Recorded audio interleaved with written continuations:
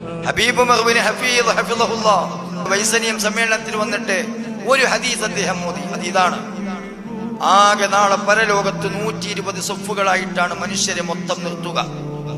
80 സൊഫ് ഈ ഉമ്മത്താണ്, 40 സൊഫേ മറ്റു ഉമ്മത്തുകളെല്ലാം കൂടിയുണ്ട്.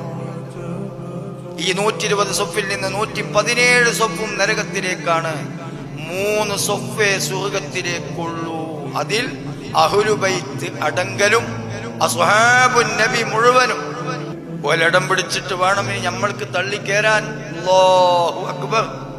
അവരന്നെ പിന്നെ അവരോടുള്ള മഹബത്തിന്റെ കണക്കിന് ഇവരിങ്ങനെ നുഴഞ്ഞു കയറുമെന്നതിൽ അദ്ദേഹം ആ പ്രഭാഷണം നടത്തിയപ്പോ കൈ ഇങ്ങനെടാക്കി. അഹ്ലു ബൈത്തിനെ തങ്ങന്മാരെന്നെ എന്നൊക്കെ പറഞ്ഞവർക്ക് പുറത്തിങ്ങനെ കുത്തിർക്കാം. ഇത്രയും കൂടുതൽ ആളുകൾ എങ്ങനെയാണ് ഈമാനില്ലാതെ മരിച്ചുപോയത്? ഒരു 30 സൊഫെങ്കിലും കിട്ടണ്ടേ?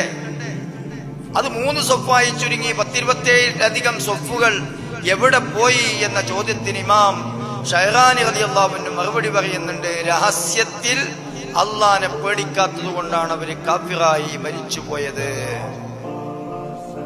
രഹസ്യത്തിൽ അള്ളാനെ പേടിച്ചില്ല.